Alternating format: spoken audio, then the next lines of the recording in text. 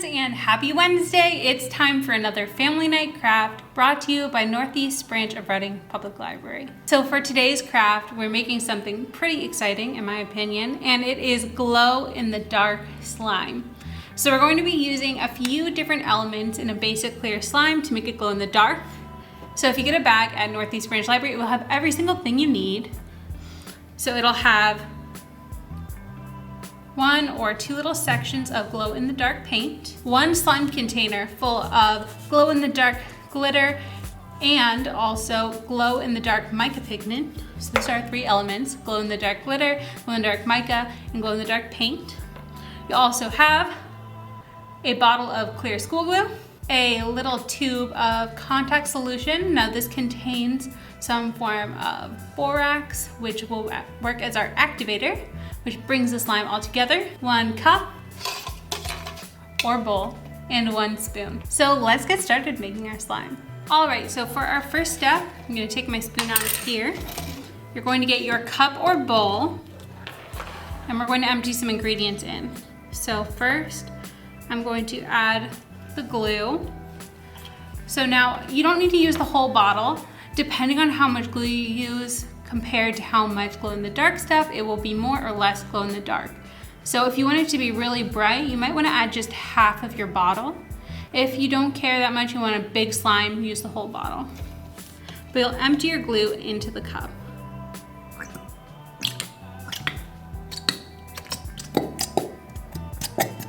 If you have glue left over that you haven't used all of, make sure you put the cap back on so it doesn't dry out. Now I'm going to add the paint. Now the paint might be hard to come out. You might need to use like a toothpick or something to get it out. I think the back of my spoon will probably work. Yeah, the back of the spoon should work.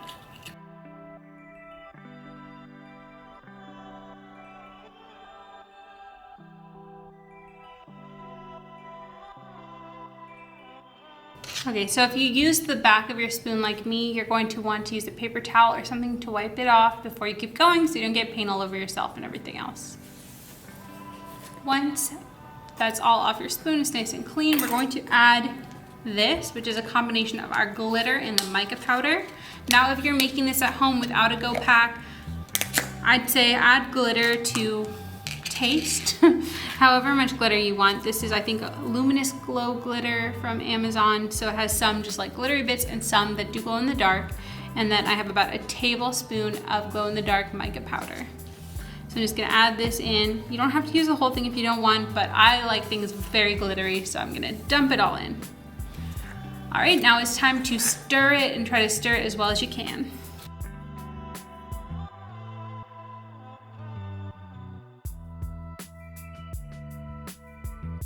Once everything is nice and well combined, it's time to bring your slime together by adding some activator. Now, I would recommend just doing a tiny squirt at a time, stirring until it starts to come together.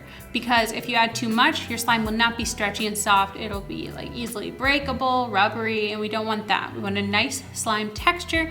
So just add a little bit at a time, stir nice and well, and keep going until it starts to, when you stir, it'll sort of come away from the sides of the container. That'll mean it's time to knead your slime.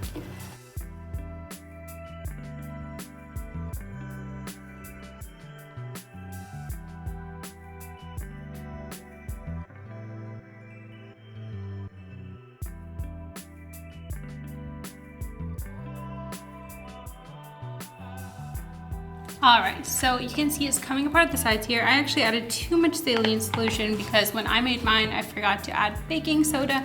Baking soda is actually really important, so I will be adding baking soda to all of your little plastic cups so you don't have to worry, it's in there with the glitter and the mica. But once it starts coming apart, it's time to take out your slime and knead it. So sort of bunch it between your fingers to make it a nice, smooth slime. Now, I recommend doing this on a nice clean surface. I also like to put some contact solution activator on my hands because it helps it not stick to my hands as much. Maybe have some paper towels at the ready to help get this off your hands. But it's time to knead your slime once it's coming apart from the walls of your cup. So you can take your spoon and sort of take it out, or you can just grab it. Feels a little gross right now. I really like how the color turned out on this. But yeah, now you're just going to knead it between your hands or knead it on a surface that you're not going to get dirty until it comes together and becomes a nice smooth slime. So I like to just sort of stretch it, fold it down, and poke it down, and just do that over and over again. Like I said, mine I added a little too much contact solution, so add a little less for yours, but still a good slime. Also, if you make it a little too rubbery, you can add something like lotion, just like a little squirt. It'll make it a little bit softer.